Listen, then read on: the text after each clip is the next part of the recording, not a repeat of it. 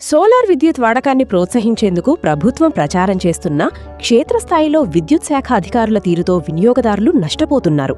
వారి నిర్లక్ష్యం, సాంకేతిక లోపాల కారణంగా అదనపు భారం పడుతుండటంతో లబోదిబోమంటున్నారు.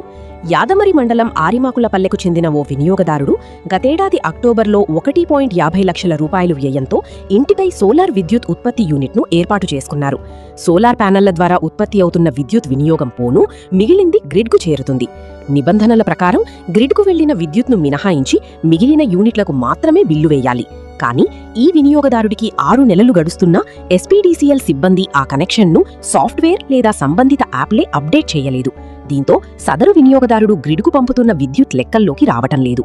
మార్చి నెలకు ఏకంగా 10,339 రూపాయలు బిల్లు రావటంతో దిగ్భ్రమ చెందాడు.